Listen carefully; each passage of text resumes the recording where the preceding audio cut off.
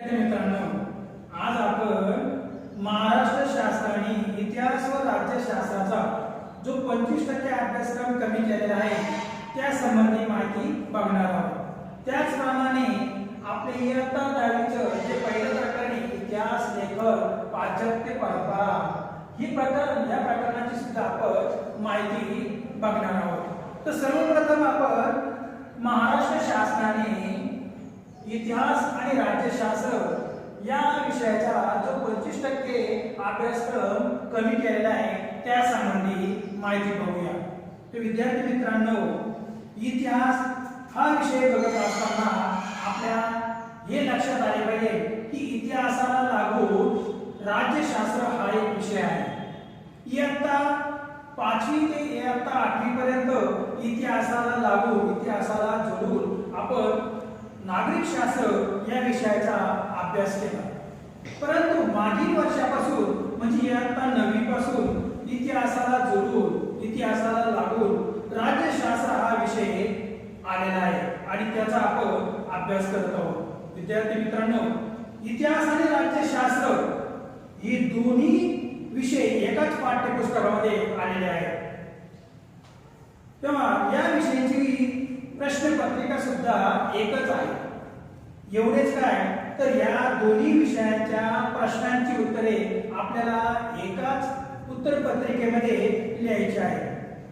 आपल्याला इतिहासाची ही उत्तरपत्रिका लिहिण्यासाठी 2 तासांचा कालावधी 2 तासाचा अवधी दिलेला असतो आणि त्या 2 तासामध्ये आपल्याला इतिहासाची ही उत्तरपत्रिका पूर्ण करायची असते। यामध्ये या इतिहासाच्या प्रश्नपत्रिकेमध्ये इतिहासासाठी 28 गुण आणि राज्यशास्त्रासाठी 12 गुण असे एकूण 40 गुणाची ही प्रश्नपत्रिका असते। विद्यार्थी मित्रांनो, मग आता आपल्याला नेमकी महाराष्ट्र शासनाने 25% अभ्यासक्रम कोणता कमी केलेला आहे तो बघायचा आहे।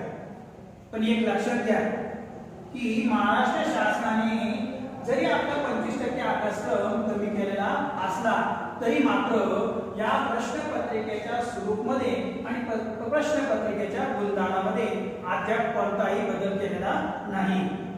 ज्या वेळेला अशा प्रकारचा काही बदल महाराष्ट्र शासनाकडून केला जाईल त्यावेळेला मात्र पुन्हा एकदा आपल्या समोर येऊ तो बदल आपल्याला सांगितले जाईल। तर बघूया महाराष्ट्र शासनाने आपला कोणता अभ्यासक्रम कमी केलेला आहे। विद्यार्थी मित्रांनो, आपल्या इतिहासाच्या पुस्तकामध्ये जर आपण बघितलं तर आपल्याला एकूण 9 प्रकरणे दिसतात। त्यापैकी राज्यशास्त्राने इतिहासाची 2 प्रकरणे ही कमी केलेली आहे। प्रकरण क्रमांक 4 भारतीय कलांचा इतिहास, पृष्ठ क्रमांक 22 ते 31 यावर हे प्रकरण आहे। हे प्रकरण अभ्यासक्रमातून कमी केलेले आहे। त्यानंतर इतिहासाचं दुसरं प्रकरण क्रमांक 6 मनोरंजनाची माध्यमे आणि इतिहास, पृष्ठ क्रमांक 39 ते 45 यावर हे प्रकरण आहे।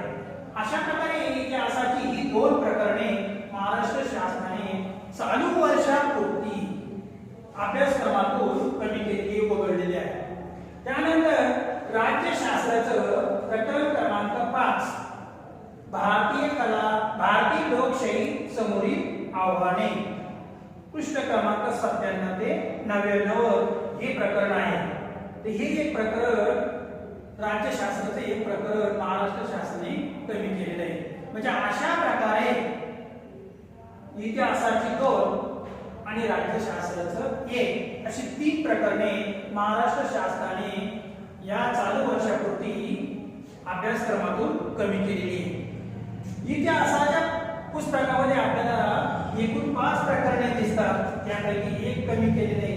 म्हणजे 4 प्रकारांचाच आपल्याला अभ्यास करायचा आहे। त्यानंतर इतिहासामध्ये 9 प्रकरणे आहेत, त्यापैकी 2 प्रकरणं कमी केलेली आहे। म्हणजे आपल्याला फक्त 7 प्रकरणांचा अभ्यास करायचा आहे।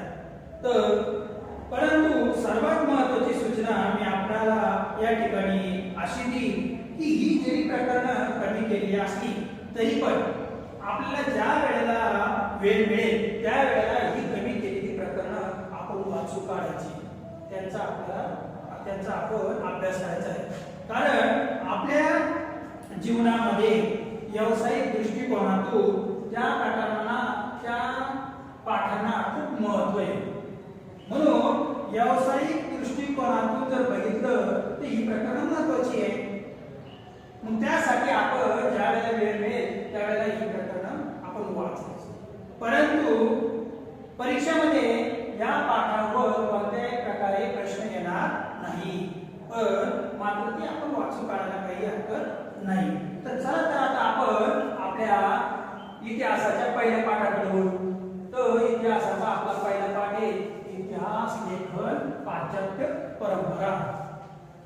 आता बघा या पाठामध्ये आपल्याला कोणकोणती मुद्दे बघायचे. तर पहिला मुद्दा बघायचा इतिहास लेखनाची परंपरा. काय तर इतिहास लेखनाची परंपरा.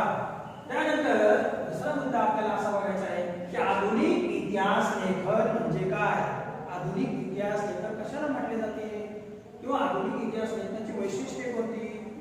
त्यानंतर युरोपमधील वैज्ञानिक दृष्टिकोनाचा विकास आणि इतिहास लेखन. त्यानंतर शेवटचा मुद्दा आपल्याला बघायचा आहे या पाठामधला तो म्हणजे महत्त्वाची विचारवंत. अशा प्रकारे आपल्याला या पहिल्या पाठामधून ही सर्व माहिती बघायची आहे. तर चला आपण आपल्या पाठाकडे वळू. पाठाकडे वळण्यापूर्वी मात्र ह्या आपल्या 10वीच्या इतिहासामध्ये आपण जर बघितलं या 10वीच्या पाठ्यपुस्तकाकडे जर आपण जर बघितलं तर आपल्याला या 10वीच्या पाठ्यपुस्तकामध्ये नवनवीन बाबी आलेल्या दिसतात.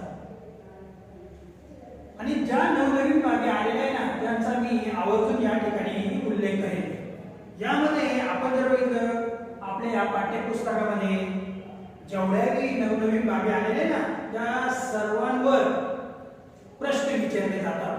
मग कोणकोणते या नवनवीन बाबी आपल्याला या पाठ्यपुस्तकात दिसतात. त्यामध्ये महत्त्वाचे सण व घटना, त्यानंतर कालरेषा पूर्ण करा, संकल्पना स्पष्ट करा, ओघ तक्ता पूर्ण करा, त्यानंतर हे माहीत करून घ्या या सदरा आधीची माहिती चौकटीत आलेली आपल्या पाठ्यपुस्तकामध्ये ती अत्यंत महत्त्वाची आहे.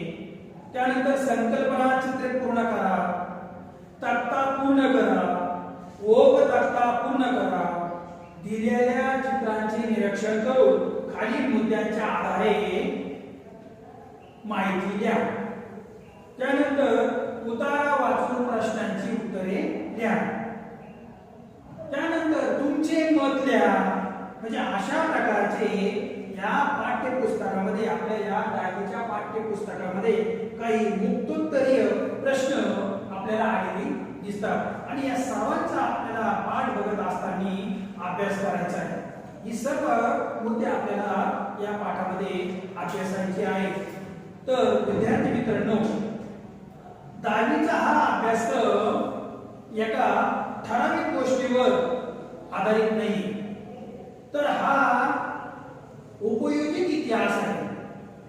मग उपयोजित इतिहास असल्यामुळे त्याच दृष्टीने आपल्याला त्या विषयाकडे बघायचे आणि स्वतःची मत मांडायला सुद्धा आपण शिकलं पाहिजे.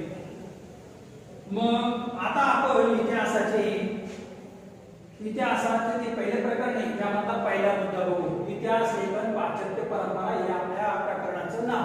त्यामध्ये आपण पहिला मुद्दा आहे की इतिहास लेखनाची परंपरा. तर विद्यार्थी मित्रांनो इतिहास म्हणजे काय? भूतकाळात घडलेल्या घटनांची क्रमशः सुसंगतपणे केलेली मांडणी. म्हणजे भूतकाळात ज्या घटना घडून गेलेल्या आहेत त्यातील महत्त्वाच्या घटनांची क्रमशः सुसंगतपणे ज्या ठिकाणी मांडणी केली जाते याला आपण काय म्हणतो? इतिहास म्हणतो. तर भूतकाळात महत्त्वाच्या घटना घडतात त्या सर्वांची क्रमशः सुसंगतपणे मांडणी करण्यासाठी प्रथम त्या समजून घेतल्या पाहिजे, त्या घटनांच्या त्या माहितीचं आपण आकलन करून घेतलं पाहिजे. आणि ह्या एका उद्दिष्टाने इतिहासकार सुद्धा इतिहासाचं संशोधन, लेखन आणि अभ्यास करीत असतात.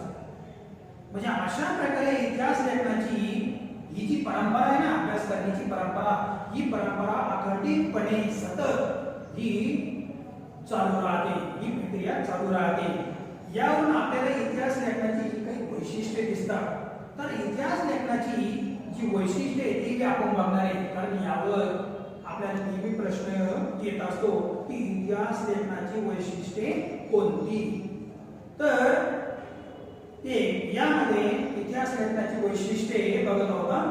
तर यामध्ये एक भूतकालीन घटनांची क्रमशः संगती लावून त्यांचे आकलन करणे. म्हणजे भूतकाळामध्ये ज्या घटना घडलेल्या आहेत त्यांची क्रमशः काय करायची, संगती लावायची आणि ते आकलन करून घ्यायचे. त्यानंतर 2 ऐतिहासिक घटनांची माहिती तपासणे. आता ज्या काय ऐतिहासिक घटना आहे त्या घटनेची आपल्याला जी माहिती उपलब्ध झाली असेल ती माहिती खरी आहे का खोटी आहे हे आपण तपासलं पाहिजे. आणि 3 भ्रांत कल्पना काढून तथ्य शोधणे. म्हणजे ज्या काही चुकीच्या कल्पना आलेल्या असतील, चुकीची माहिती आलेली असेल ती काढून टाकायची, त्यातलं सत्य यथार्थ जे काय असेल ते आपण शोधायचं. म्हणजे अशा प्रकारे या इतिहासाची ही आपल्याला उद्दिष्टे दिसतात. तर विद्यार्थी मित्रांनो, आपण बघितलं की वैज्ञानिक शाखांमध्ये आता विज्ञानाच्या विविध शाखांमध्ये उपलब्ध ज्ञानाची सत्यता पडताळून पाहण्यासाठी अर्थात विज्ञानाचं जे ज्ञान त्यांना उपलब्ध झालेलं आहे किंवा नियम जे काही हाती लागलेलं आहे ते ज्ञान नियम खरं आहे की खोटं आहे हे पाहण्यासाठी विज्ञानामध्ये प्रायोगिक पद्धती व निरीक्षण पद्धतीचा अवलंब केला जातो. आणि या प्रायोगिक आणि निरीक्षण पद्धतीद्वारे विज्ञानामध्ये जी काय माहिती हाती लागलेली आहे, जे काही नियम हाती लागलेले आहे ते नियम खरे आहे की खोटे आहे हे बघितले जातं. आपल्याला माहिती आहे की विज्ञानामध्ये प्रयोगशाळेमध्ये अनेक साहित्य उपलब्ध असतं आणि त्या साहित्याच्या आधारे त्या ठिकाणी जे नियम, जे ज्ञान हाती लागलेले आहे ते खरं आहे का खोटं आहे हे तपासता येतो. कसं तर विज्ञानामध्ये जो प्रयोग केला जातो, प्रयोग करून मग ते नियम, ते ज्ञान, मिळालेली माहिती खरी आहे की खोटी आहे हे त्या ठिकाणी प्रायोगिक पद्धती व निरीक्षण पद्धतीच्या द्वारे ते तपासले जातं. आणि मग अशा प्रकारची जी माहिती खरी आहे की खोटी आहे यासाठी पुन्हा प्रयोग केला जातो. म्हणजे पुन्हा प्रयोग करून पुन्हा त्या पद्धतीचा अवलंब करून त्या माहितीचा, त्या ज्ञानाचा, त्या नियमांचा शोध घेतला जातो. परंतु हीच गोष्ट इतिहासामध्ये मात्र करायची ठरली तर ते शक्य नाही. कारण आपण बघतो की इतिहासामध्ये त्या घटना घडून गेलेल्या असतात. म्हणजे त्या घटना भूतकाळातील असतात आणि मग इतिहासामध्ये त्या घटना ज्या वेळेला घडून गेलेल्या असतात म्हणजे घडत असतात त्यावेळेला आपण त्या ठिकाणी उपस्थित नसतो. मग पुन्हा त्या घटना ज्या घडून गेलेल्या असतात त्याची पुनरावृत्ती करणं सुद्धा आपल्याला शक्य नसतं. मग म्हणजेच काय, भूतकाळात घडून गेलेल्या ज्या घटना असतात त्या घटना जर आपल्याला पुन्हा पडताळून पाहायच्या असतील तर आपल्याला त्या बघता येत नाही. ज्याप्रमाणे विज्ञानामध्ये प्रायोगिक आणि प्रत्यक्ष निरीक्षण पद्धतीचा अवलंब करून त्या घटना तपासल्या जातात, तपासून पाहिल्या जातात किंवा पाहता येतात, त्याप्रमाणे इतिहासामध्ये मात्र घडून गेलेल्या घटनांची पडताळणी, पुनरावृत्ती आपल्याला करता येत नाही. कारण एखादी जर लढाई झाली असेल पुन्हा त्या प्रकारची तशाच प्रकारची ती लढाई करणं शक्य होत नाही. वर्तमान काळामध्ये भूतकाळामध्ये घडलेल्या घटनांची पुनरावृत्ती करणे या ठिकाणी शक्य होत नाही. याचा अर्थ काय होतो की विज्ञानामध्ये ज्याप्रमाणे प्रायोगिक व प्रत्यक्ष निरीक्षण पद्धतीचा अवलंब केला जातो त्या पद्धतीचा अवलंब किंवा ती पद्धत आपल्या या इतिहासामध्ये वापरल्या जाणं शक्य नाही. त्या घटनांची वर्तमान काळात चालू स्थितीमध्ये पुनरावृत्ती करणे पुन्हा पुन्हा घडवून आणणे हे शक्य नसते. त्यानंतर एका विशिष्ट घटनेवरून इतिहासात सार्वकालिक व सार्वत्रिक नियम मांडणे व ते नियम पुन्हा पुन्हा सिद्ध करणे विज्ञानाप्रमाणे शक्य नसते, शक्य होत नाही. अर्थात म्हणूनच म्हटले की इतिहास संशोधनामध्ये प्रायोगिक आणि निरीक्षण पद्धतीचा वापर करता येत नाही. विद्यार्थी मित्रांनो, या ठिकाणी आपल्याला परीक्षेमध्ये प्रश्न विचारला जाऊ शकतो. तो प्रश्न कोणता विचारला जाऊ शकतो तर इतिहास संशोधनात प्रायोगिक व निरीक्षण पद्धतीचा वापर करता येत नाही. प्रश्न काय असतो? खालील विधाने साकारण स्पष्ट करा. या प्रश्न प्रकारामध्ये अशा प्रकारचा प्रश्न आपल्याला विचारला जाऊ शकतो. आणि मग आता आपण माहिती मिळवलेली आहे की इतिहासात किंवा इतिहास संशोधनामध्ये प्रायोगिक व निरीक्षण पद्धतीचा वापर का केला जाऊ शकत नाही याची माहिती आपण आत्ताच बघितली. तर इतिहासाची आपल्याला आता आपण पुढे जाऊया. इतिहासाची आपल्याला विविध साधने दिसतात. आपण इयत्ता 5वी इयत्ता 6वी आणि इयत्ता 9वी म्हणजे मागील वर्षी आपण इतिहासाची साधने अभ्यासली आहे. त्यामध्ये आपण इतिहासाची लिखित साधने, भौतिक साधने, मौखिक साधने आणि दृकश्राव्य साधने आपण बघितली आहे. मित्रांनो, या सर्व साधनांच्या द्वारे जी काही माहिती उपलब्ध होत असते ना ती माहिती खरी आहे की खोटी आहे किंवा आपल्याला इतिहास लिहिण्यासाठी जे काही ऐतिहासिक दस्तऐवज हाती लागलेले असतात ना त्या ऐतिहासिक दस्तऐवज हे खरे आहे की खोटे आहे हे बघण्यासाठी आपल्याला खऱ्या अर्थाने इतिहास तज्ञांची आवश्यकता असते. बऱ्याच वेळा काय होतं की आपल्याला जे दस्तऐवज ऐतिहासिक माहिती जी उपलब्ध हाती लागलेली आहे ती वाचताच येत नाही. त्यावरची लिपी त्यावरची भाषाच आपल्याला समजत नाही. मग ती भाषा समजणारे ती लिपी समजणारे जे इतिहास तज्ञ असतात त्यांची आपल्याला खूप गरज असते. त्याचा अर्थ ते तज्ञ लावतात आणि त्यावरून ते इतिहास लिहितात. मग एवढंच नाही, ऐतिहासिक दस्तऐवजावरील अक्षरांचं वळण कसं आहे, लेखकाची भाषा शैली कोणत्या काळातली आहे हे सुद्धा आपल्याला समजणं शक्य होत नाही. आणि म्हणून या सर्वांसाठी आपल्याला इतिहास तज्ञांची आवश्यकता असते. काही महत्त्वाच्या अधिकारी व्यक्तींची आपल्याला आवश्यकता असते. कोणत्या अधिकारी? त्या क्षेत्रातील इतिहास तज्ञ. तर या ठिकाणी सुद्धा आपल्याला प्रश्न विचारला जाऊ शकतो. तो म्हणजे एखादा दस्तऐवज इतिहास लिहिण्यासाठी विश्वासार्ह ठरवण्यासाठी कोणकोणत्या अधिकारी व्यक्तींची गरज असते. तर काय आपण उत्तर लिहिणारे? आपल्याला माहिती आहे की दस्तऐवजावरील भाषा लिपी जाणणारे, त्या अक्षराचे वळण भाषा शैली जाणणारे असे विविध क्षेत्रातील अधिकारी किंवा त्या तज्ञांची आपल्याला गरज असते. तरच आपल्याला तो इतिहास समजू शकतो. तर विद्यार्थी मित्रांनो, इतिहास लेखनासाठी उपलब्ध असलेली माहिती ही खरी असेल असे नाही.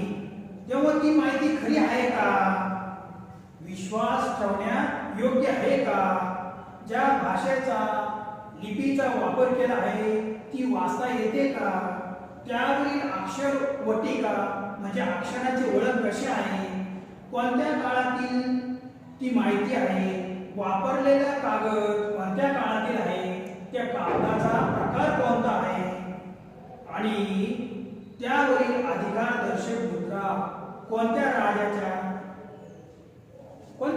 आहे, कोणत्या राजाच्या काळातील आहे, हे सर्व जाणून घेण्यासाठी आपल्याला त्या त्या क्षेत्रातील इतिहास तज्ञांची आवश्यकता आहे असं म्हणतात. या सर्व माहिती नाही, या सर्व माहितीचा अभ्यास करून हे इतिहास तज्ञ हे इतिहास लिहित असतात किंवा ती माहिती खरी आहे की खोटी आहे याचा अभ्यास करून ते ठरवत असतात. आता यामध्ये आपण इतिहास संशोधन पद्धती आपल्याला दिलेल्या आहे पुस्तकामध्ये. आपल्या या पुस्तकामध्ये इतिहास संशोधन पद्धती आपल्या पुस्तकामध्ये चौकटीमध्ये या ठिकाणी आलेल्या आहेत. तर इतिहास संशोधन पद्धती व मांडणीच्या पायऱ्या यामध्ये काय काय आलेले? ऐतिहासिक साधनांचे संकलन व तौलनिक विश्लेषण करणे. जे काय ऐतिहासिक साधनं असतील ते सर्व आपण संकलित करायचं, एकत्र करायचं आहे आणि त्याचं विश्लेषण करायचं, अभ्यास करायचा आहे. त्यानंतर संकलित माहितीचे संदर्भ तपासणे. जी काही माहिती उपलब्ध झालेली आहे, जे संदर्भ उपलब्ध झालेले आहे ते सर्व आपण तपासून बघायचे. स्थळ काळात्मक संदर्भ व संकलनात्मक माहितीचे आकलन करणे. तसेच ऐतिहासिक साधनाचे चिकित्सक संशोधन करणे. आणि पाचवा मुद्दा त्या ठिकाणी आलेला आहे इतिहास संशोधन पद्धतीमध्ये, तो म्हणजे संभाव्य सिद्धांतांची मांडणी करणे. अशा प्रकारे या ठिकाणी इतिहास संशोधन पद्धती आणि तिच्या मांडणीच्या पायऱ्या आपल्याला दिसून येतात. विद्यार्थी मित्रांनो, आज इतिहासाच्या संशोधनासाठी अनेक संस्था, अनेक शाखा कार्यरत असलेल्या आपल्याला दिसून येतात आणि या सर्व शाखा आणि संस्था या इतिहासाच्या संशोधनासाठी मदत करताना आपल्याला दिसतात. कोणकोणत्या या संस्था, कोणकोणत्या शाखा आहेत? त्यामध्ये पुरातन शाखा, त्यानंतर अभिलेखागार संस्था. अभिलेखागार संस्था इयत्ता 9वी मध्ये अभिलेखागार म्हणजे आपण बघितलेले ऐतिहासिक दस्तऐवज ज्या ठिकाणी जतन करून ठेवली जातात त्याला आपण काय म्हणतो? अभिलेखागार.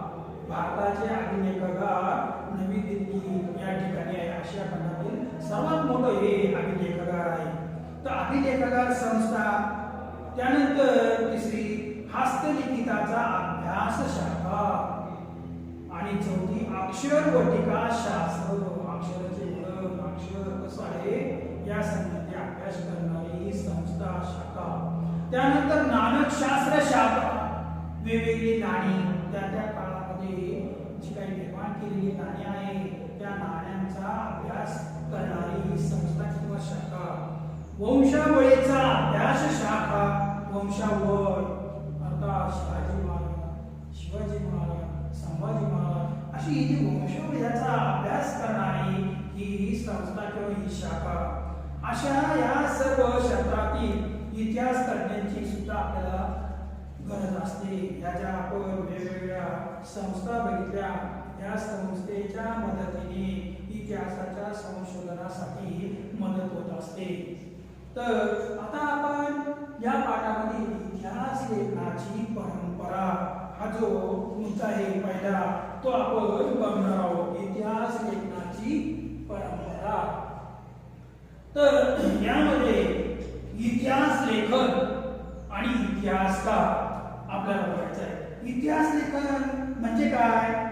वेळोवेळी मिळालेल्या पुराव्यांचे चिकित्सापूर्वक संशोधन करून भूतकालीन घटनांची मांडणी करणाऱ्या लेखन पद्धतीला आपण इतिहास लेखन असे म्हणतो.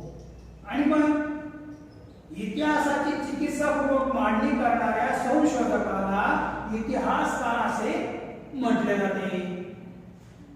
म्हणजे अशा प्रकारे इतिहास लेखन आणि इतिहासकार म्हणजे काय हे आपण बघितलं. इथेही आपल्याला प्रश्न येऊ शकतो, इतिहास लेखन कशाला म्हटले जाते? तर वेळोवेळी मिळालेल्या पुराव्यांची चिकित्सापूर्वक संशोधन करून भूतकालीन घटनांची मांडणी करणाऱ्या लेखन पद्धतीला आपण इतिहास लेखन असे म्हणतो. इतिहास लेखन यामध्ये आपण जर बघितलं, इतिहासकाराला वाचकापर्यंत जे पोहोचवायचे आहे त्याप्रमाणे तो भूतकालीन घटनांची निवड करीत असतो. इतिहासकाराने निवडलेल्या घटना आणि त्याचा वैचारिक दृष्टिकोन यावर त्याची लेखन शैली निश्चित होत असते. प्राचीन काळात इतिहास लेखनाची परंपरा जगभर नव्हती. भूतकालीन स्मृतीचे जतन म्हणजे आठवणींचे जतन करून ठेवणे, वडील धाऱ्यांकडून ऐकलेल्या पूर्वजांच्या पराक्रमाच्या गोष्टी, कहाण्या किंवा गीते, पवाडे, गुहाचित्रे याद्वारे स्मृतींचे जतन करून ठेवले जाते, आठवणींचं जतन करून ठेवले जातं. आधुनिक इतिहास लेखनात याच गोष्टी इतिहासाची साध्य झालेली आहे. तर विद्यार्थी मित्रांनो, अशा प्रकारे इतिहास लेखनाची परंपरा त्यानंतर आधुनिक इतिहास लेखक आपण बघितलेले आहे. तर या पाठ्यपुस्तकामध्ये आपल्याला चौकटीमध्ये पुन्हा काही माहिती आलेली आहे. कोणती माहिती आलेली आहे बघा. माहित आहे का तुम्हाला या सदराखाली इतिहासाच्या या पुस्तकामध्ये चौकटीमध्ये एक चित्र आणि त्या चित्रावर काहीतरी कोरून ठेवलेलं आपल्याला दिसतंय. ही कशाची माहिती आहे हे आपल्याला या ठिकाणी बघणं अत्यंत गरजेचं आहे. तर आपण या चित्राचं व्यवस्थितपणे निरीक्षण करायचं आहे, म्हणजे आपल्याला या चित्रामध्ये काय कशाचं हे चित्र आहे ही आपल्याला या ठिकाणी समजेल. तर विद्यार्थी मित्रांनो, या ठिकाणी हे जे चित्र आलेले हे चित्र आपल्याला कशाचं दिसतं? आपल्या पुस्तकाच्या पाठ्यपुस्तकात पृष्ठ क्रमांक 2 वर हे चित्र आलेले आहे. तर चित्रावर काही माहिती पण आपल्याला आलेली आहे. तर हे एक प्राचीन शिलालेखाचे चित्र आहे. तर शिलालेख म्हणजे काय? दगड. या दगडावर काही कोरीव म्हणजे काही लिखाण या ठिकाणी केलेलं आपल्याला दिसतं. एक चित्र या ठिकाणी आपल्याला या दगडावर कोरलेलं दिसतं. तर या शिलालेखावर आपल्याला नेमकी काय दिसतं? तर एक सेनापती व त्याच्या पाठीमागे त्याचे सैनिक हातामध्ये ढाल व भाला घेऊन अत्यंत शिस्तबद्ध पद्धतीने चालत असलेले आपल्याला दिसतात. याचा अर्थ असा की त्या सैनिकांचं नेतृत्व करणारा एक सेनापती आपल्याला त्या ठिकाणी दिसतो. हा जो शिलालेख आहे, हा शिलालेख फ्रान्स मधील लूव्र या जगप्रसिद्ध संग्रहालयात ठेवलेला आहे. तो आजही आहे.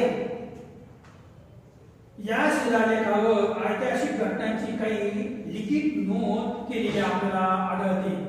या ऐतिहासिक घटनांच्या लिखित नोंदी वरून आपल्याला काय लक्षात येते की त्या काळी अशा प्रकारे लिखित नोंदी करण्याची परंपरा होती. मग या लिखित नोंदी करण्याची परंपरेची सुरुवात आपण जर बघितलं मेसोपोटेमियातील सुमेर संस्कृतीमध्ये झालेली आपल्याला या ठिकाणी दिसून येते. मेसोपोटेमिया हा प्रदेश आज कुठे आहे? कोणता हा प्रदेश? तर हा प्रदेश म्हणजे आजचा आधुनिक काळातील इराक व सीरिया हा तो प्रदेश आहे. यालाच प्राचीन काळामध्ये आपण मेसोपोटेमिया असं म्हणतो. म्हणजेच प्राचीन काळातील हा प्रदेश आज आधुनिक काळात इराक व सीरिया या नावाने तो समजला जातो. या शिलालेखामध्ये अजून काय आपल्याला दिसून येतं? या शिलालेखामध्ये सुमेर साम्राज्यात होऊन गेलेले राजे, त्यांच्यामधील संघर्षाच्या कहाण्या या सर्वांची माहिती त्या शिलालेखामध्ये कोरलेली जतन करून ठेवलेली आपल्याला दिसून येते. म्हणजे अशा प्रकारे जगातील सर्वात प्राचीन शिलालेख हा सुमारे 4500 वर्षापूर्वीचा असून तो सुमेर साम्राज्यातील 2 राज्यांमध्ये झालेल्या युद्धांची नोंद करणारा हा आपल्याला दिसून येतो. आणि तो सध्या फ्रान्स मधील लूव्र या जगप्रसिद्ध संग्रहालयामध्ये ठेवलेला आपल्याला दिसून येतो. तर विद्यार्थी मित्रांनो, ही जी माहिती आहे ना चौकटीमध्ये, यावर सुद्धा आपल्याला प्रश्न विचारला जाऊ शकतो. काय तर उतार्याचे वाचन करू, त्या खालील प्रश्नांची उत्तरे लिहा, असा 4 मार्काचा प्रश्न आपल्याला परीक्षेमध्ये विचारला जाऊ शकतो. मग या प्रश्नामध्ये पहिले 2 प्रश्न हे लघुत्तरीय म्हणजे 1-1 मार्काचे असतात आणि तिसरा जो प्रश्न आहे तो 2 मार्काचा असतो. असे एकूण 4 मार्काचा हा प्रश्न आपल्याला विचारला जाऊ शकतो. काय प्रश्न तयार होऊ शकतात या माहितीवर? तर एक, जगातील सर्वाधिक प्राचीन शिलालेख केव्हाचा व कुठे ठेवण्यात आलेला आहे? जगातील सर्वाधिक प्राचीन शिलालेख केव्हाचा व कुठे ठेवण्यात आलेला आहे? मग काय उत्तर येईल? तर जगातील सर्वाधिक प्राचीन शिलालेख सुमारे 4500 वर्षापूर्वीचा असून सध्या तो फ्रान्समधील लुव्र या जगप्रसिद्ध संग्रहालयात ठेवलेला आहे. अशा प्रकारे आपण उत्तर द्यायचे, म्हणजे आपल्याला 1 गुण त्या ठिकाणी मिळेल. त्यानंतर दुसरा प्रश्न, ऐतिहासिक घटनेच्या लिखित नोंदी ठेवण्याच्या परंपरेची सुरुवात कुठे झाली? तर ऐतिहासिक घटनेच्या लिखित नोंदी ठेवण्याच्या परंपरेची सुरुवात मेसोपोटेमियातील सुमेर संस्कृतीमध्ये झाली. आधुनिक काळातील मेसोपोटेमिया म्हणजे आधुनिक काळातील इराक व सीरिया हा प्रांत, हा प्रदेश. अशा प्रकारे आपण या ठिकाणी उत्तर द्यायचे. त्यानंतर तिसरा प्रश्न म्हणजे 2 मार्काचा प्रश्न, जगातील पहिल्या शिलालेखात कोणत्या गोष्टीची नोंद केलेली आहे? आता याचं उत्तर थोडंसं आपल्याला सविस्तर द्यावं लागेल 2 मार्कासाठी, म्हणजे आपल्याला कमीत कमी 4 ते 5 3 ते 4 अशा वेळेमध्ये उत्तर देणं आपल्याला गरजेचे आहे. तर जगातील पहिला शिलालेख हा 4500 वर्षापूर्वीचा आहे. तो फ्रान्समधील लुव्र या जगप्रसिद्ध संग्रहालयामध्ये ठेवलेला आहे. या शिलालेखामध्ये सुमेर साम्राज्यात होऊन गेलेले राजे, त्यांच्यामधील संघर्षाच्या कहाण्या इत्यादी माहितीचे वर्णन केलेले आपल्याला नोंद केलेली आपल्याला दिसून येते. म्हणजे अशा प्रकारे आपल्याला या ठिकाणी ही जी माहिती आलेली, या माहितीवर प्रश्न विचारला जाऊ शकतात. आता या ठिकाणी ही माहिती बघितल्यानंतर आपण पुढे आधुनिक इतिहास लेखनाची वैशिष्ट्ये आपण बघणार आहोत.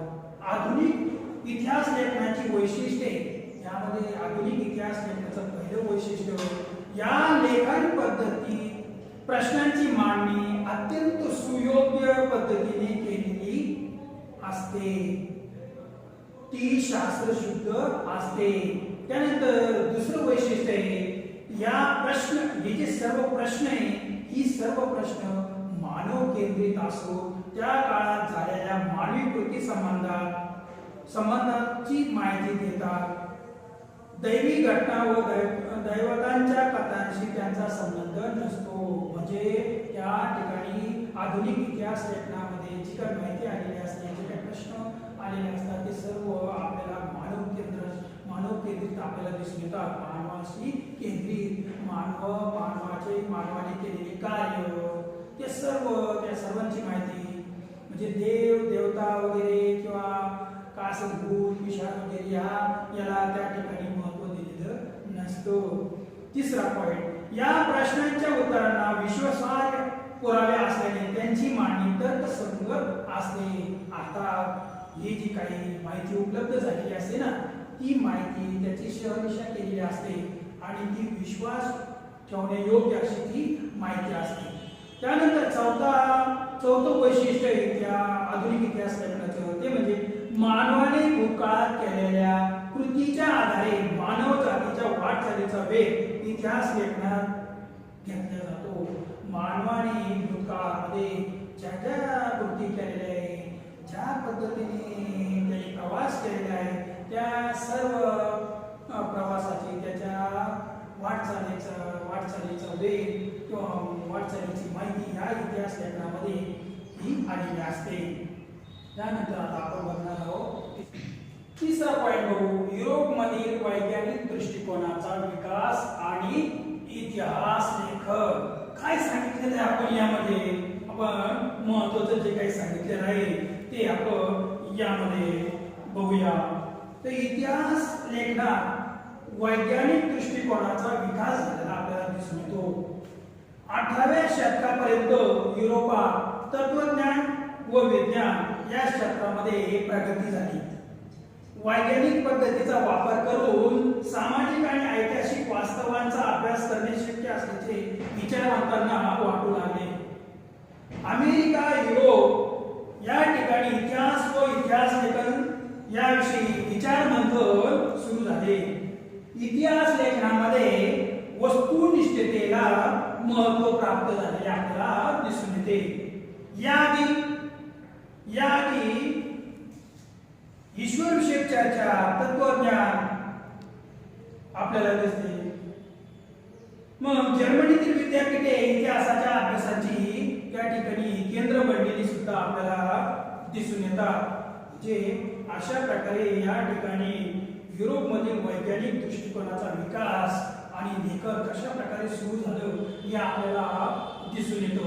त्यानंतर आपण या पाठामध्ये हा जो मुद्दा आहे शेवटचा महत्त्वाचे विचारवंत तो बघणार आहोत. आता या ठिकाणी काही महत्त्वाचे युरोपमधले काही महत्त्वाचे विचारवंत आपल्याला बघायचे. त्यामध्ये पहिला आपल्याला बघायचा आहे रेने देकार्त. रेने देकार्त आपण थोडक्यात माहिती बघूया. रेने देकार्त यांनी डिस्कोर्स ऑन द मेथड हा ग्रंथ लिहिलेला आहे. रेने देकार्त हे फ्रान्स देशातले काय ऐतिहासिक साधनांची विशेषतः कागदपत्रांची विश्वासार्हता तपासून घेणे त्याला आवश्यक वाटलं. एखादी गोष्ट सत्य आहे असे खात्रीने प्रस्थापित होत नाही तोपर्यंत त्याचा कदापिही विचार करू नये असं त्यांनी आपल्या डिस्कोर्स ऑन द मेथड या ग्रंथामध्ये सांगितलेलं आपल्याला दिसून येतो. म्हणजे काय सांगितलेले नेमकी की जी काय माहिती हाती लागलेली आहे, जी काय कागदपत्र हाती लागलेली आहे त्याची विश्वासार्हता तपासून आपण घेतली पाहिजे. जोपर्यंत आपली खात्री होत नाही ना तोपर्यंत त्या माहितीचा किंवा जे काही हाती पुरावे लागलेले त्या पुराव्यांचा आपण स्वीकार करायचा नाही असं त्यांनी आपल्या डिस्कोर्स ऑन द मेथड या ग्रंथामध्ये म्हटलेलं आहे. त्यानंतर आपल्याला युरोपातील दुसरी विचारवंत बघायचे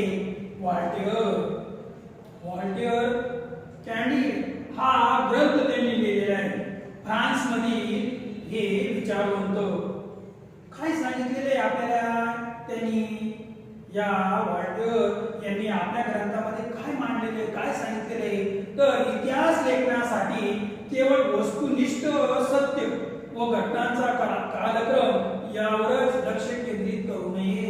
अर्थात रेने देकार्त यांनी जे मांडलं ना त्याचाही पुढचा विचार व्हॉल्टेअर यांनी केलेला आहे.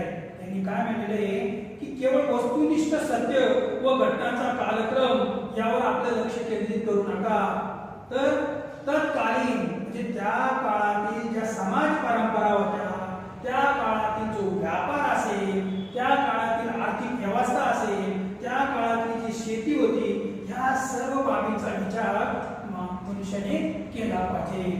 तसेच इतिहासाची मांडणी करताना मानवी जीवनाचा सर्वांगीण विचार करायला हवा ही सुद्धा त्यांनी आपल्या ग्रंथामध्ये म्हटलेलं आहे.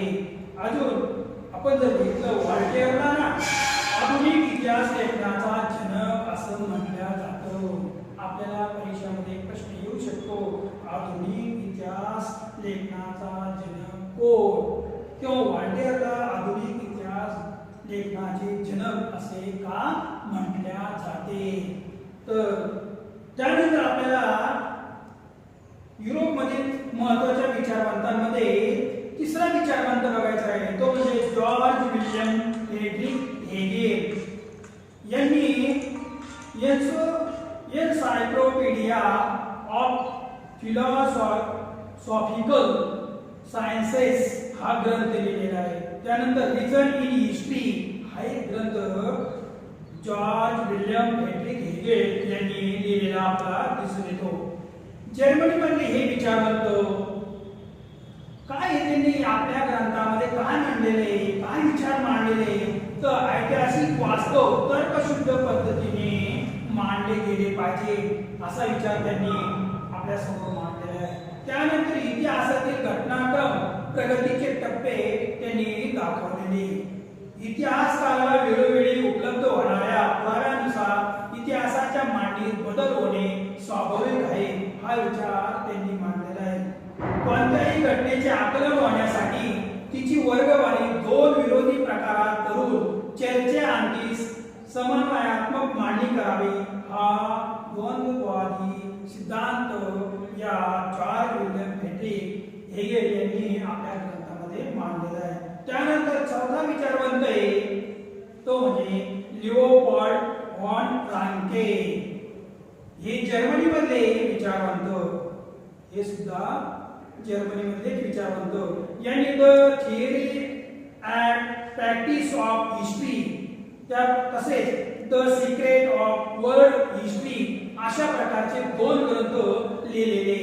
मग त्यांनी आपल्या ग्रंथामध्ये काय म्हणलेले ते इतिहास संशोधनामध्ये मूळ दस्तऐवजांच्या आधारे प्राप्त झालेली माहिती ही सर्वाधिक महत्त्वाची असते. त्यानंतर ऐतिहासिक घटनांशी संबंधित सर्व कागदपत्रे व दस्तऐवज यांचा कसून शोध घेणे अत्यंत आवश्यक आहे. जे काय हाती पुरावे लागलेले, कागदपत्र लागलेले, दस्तऐवज लागलेले त्यांचा कसून होऊन त्याची तपासणी केली पाहिजे. त्यानंतर या शोधामुळे ऐतिहासिक सत्यापर्यंत आपल्याला पोहोचता येणे शक्य होते असंही म्हटलेलं आहे. इतिहास लेखनातील काल्पनिकतेवर त्यांनी टीका केली. काल्पनिक ज्या गोष्टी आलेल्या आहेत त्यावर त्यांनी टीका केलेली आपल्याला दिसून येते. त्याचा 19व्या शतकातील इतिहास लेखनाच्या पद्धतीवर प्रभाव असलेला आपल्याला दिसून येतो. यानंतर आपल्याला युरोपातील पुढचा विचारवंत बघायचा आहे तो म्हणजे कार्ल मार्क्स. कार्ल मार्क्स या विचारवंतावर अनेक प्रश्न विचारले जाऊ शकतात. कार्ल मार्क्स या विचारवंताने दास कॅपिटल हा ग्रंथ लिहिलेला आहे. हे सुद्धा जर्मनी मधलेच एक विचारवंत आहे. काय म्हणलेले त्यांनी आपल्या ग्रंथामध्ये दास कॅपिटल या ग्रंथामध्ये काय सांगितलेले तर इतिहास हा अमूर्त कल्पनांचा नसून तो जिवंत माणसांचा असतो. त्यानंतर आपल्या मूलभूत गरजा भागवण्यासाठी उपलब्ध असलेल्या उत्पादन साधनांच्या स्वरूपावर व मालकीवर व्यक्तीचे आपापसातील संबंध अवलंबून असतात असे त्यांनी म्हटलेले. उत्पादन साधनांचे वाटप सर्व समाज घटकात समप्रमाणात न झाल्याने समाजामध्ये वर्ग संघर्ष उभा राहतो असंही पुढे आपल्या ग्रंथामध्ये म्हटलेले. उत्पादन साधने ताब्यात असणारा वर्ग अन्य वर्गाचे आर्थिक शोषण करीत असतो असंही त्यांनी आपल्या या दास कॅपिटल ग्रंथामध्ये मांडलेलं आहे. त्यानंतर आपल्याला पुढचा विचारवंत आपल्याला बघायचा आहे मायकेल फुको. मायकेल फुको यांनी आर्किओलॉजी ऑफ नॉलेज हा ग्रंथ लिहिलेला आहे आणि हे विचारवंत फ्रान्स मधले काय म्हणलेले आपल्या ग्रंथामध्ये इतिहासाची कालक्रमानुसार अखंड मांडणी करणे चुकीचे असल्याचे मत त्यांनी आपल्या ग्रंथामध्ये मांडलेले आहे. अंतिम सत्यापर्यंत पोहोचणे हे पुरातत्वाचे उद्दिष्ट नसून भूतकाळातील स्थित्यांतरांचे स्पष्टीकरण करणे हे उद्दिष्ट आहे. तसेच या पद्धतीला त्याने ज्ञानाचे पुरातत्व असं म्हटलेलं आहे. मनोविकृती, वैदिक शास्त्र, तुरुंग व्यवस्था इत्यादी विषयांचा त्याने इतिहासाच्या दृष्टिकोनातून विचार केलेला आपल्याला त्याच्या ग्रंथातून दिसून येतो. अशा प्रकारे मित्रांनो, विद्यार्थी मित्रांनो, आपल्याला या युरोपातील विचारवंत आपल्याला दिसून येतात. यानंतर आपल्याला या ठिकाणी पुढचा मुद्दा बघायचा आहे तो म्हणजे ॲनल्स प्रणाली. ॲनल्स प्रणाली 20व्या शतकाच्या सुरुवातीस फ्रान्समध्ये ॲनल्स या नावाने जाणारी ही अनस नावाने ओळखली जाणारी इतिहास लेखनाची प्रणाली उदयाला आलेली आपल्याला दिसून येते. अॅनल्स प्रणालीमुळे इतिहास लेखनाला एक वेगळी दिशा मिळालेली आहे. इतिहासाचा अभ्यास फक्त राजकीय घडामोडी, राजे, महान नेते आणि त्या अनुषंगाने राजकारण, पुस्तकीगिरी, युद्धे यांच्यावर केंद्रित न करता तत्कालीन हवामान, स्थानिक लोक, शेती, व्यापार, तंत्रज्ञान, दळणवळण, संपर्काची साधने, सामाजिक विभागणी आणि समूहाची मानसिकता यासारख्या विषयांचा अभ्यास करणे सुद्धा अत्यंत महत्त्वाचे असं या प्रणाली मांडलं जातं. अॅनल्स प्रणाली सुरू करण्याचे आणि तिचा विकास करण्याचे श्रेय फ्रेंच इतिहासकारांना दिले जाते. त्यानंतर स्त्रीवादी इतिहास लेखन. स्त्रीवादी इतिहास लेखन म्हणजे काय? स्त्रियांच्या दृष्टिकोनातून केलेली इतिहासाची पुनर्रचना. त्या काळामध्ये फक्त पुरुषांकडेच महत्त्व दिले जायचे. स्त्रियांच्या लेखनाकडे, स्त्रियांच्या विद्वत्तेकडे बघितल्या जात नव्हतं. परंतु सीमा द बोहा या फ्रेंच विदुषीने स्त्रीवादाची मूलभूत भूमिका सिद्ध केली. स्त्रीवादी इतिहास लेखनामध्ये स्त्रियांचा अंतर्भाव करण्याबरोबर इतिहास लेखनाच्या क्षेत्रातील पुरुष प्रधान दृष्टिकोनाचा पुनर्विचार करण्यावर भर दिला. पुरुषांप्रमाणे स्त्रीला सुद्धा महत्त्व प्राप्त करून त्या ठिकाणी दिलेले आपल्याला दिसते. त्यानंतर स्त्रियांच्या आयुष्याशी निगडीत नोकरी, रोजगार, ट्रेड युनियन यांच्यासाठी काम करणाऱ्या संस्था, स्त्रियांचे कौटुंबिक आयुष्य यासारख्या विविध पैलूंचा सविस्तर विचार करणारे संशोधन सुरू झाले. 1990 नंतर स्त्री हा एक स्वतंत्र सामाजिक वर्ग मानून इतिहास लिहिण्यावर भर दिलेला आपल्याला दिसून येतो. म्हणजे या ठिकाणी आपल्याला अशा प्रकारे स्त्रीवादी इतिहास लेखनाची आपल्याला माहिती बघता येईल. आणि यानंतर आपल्याला शेवटचा राहिलेला तो विचारवंत मायकेल फुको आपल्याला बघायचा आहे. तर मायकेल फुको हे 20व्या शतकातील फ्रेंच इतिहासकार समजले जातात. यांच्या लिखाणामधून इतिहास लेखनाची एक नवी संकल्पना पुढे आलेली आपल्याला दिसून येते. यांच्या आर्कोलॉजी ऑफ नॉलेज या ग्रंथामध्ये इतिहासाची कालक्रमानुसार अखंड मांडणी करण्याची पद्धत त्या ठिकाणी सुरू झालेली आपल्याला दिसून येते. तर इतिहासकारांनी पूर्वी विचारात न घेतलेल्या मनोविकृती, वैदिक शास्त्र, तुरुंग व्यवस्था यासारख्या विषयांचा त्यांनी इतिहासाच्या दृष्टिकोनातून विचार केलेला आपल्याला दिसून येतो. विद्यार्थी मित्रांनो, अशा प्रकारे आधुनिक इतिहास लेखनाची व्याप्ती ही खूप मोठी आहे हे आपल्याला लक्षात येते. साहित्य, स्थापत्य, शिल्पकला, चित्रकला, संगीतकला, नृत्यकला, नाट्यकला, चित्रपट निर्मिती, दूरदर्शन यासारख्या विविध विषयांचे स्वतंत्र इतिहास पुढे चालून लिहिले जाऊ लागले. तर पुढे आपल्याला या सर्वांची माहिती पुढच्या काही प्रकरणामध्ये आपल्याला बघायची आहे.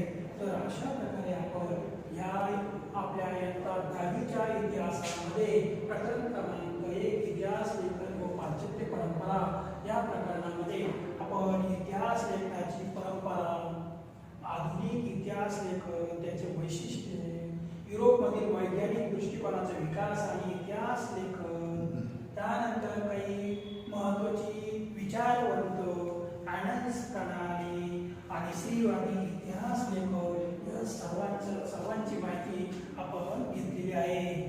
तर या ठिकाणी आपण आता थांबूया. धन्यवाद.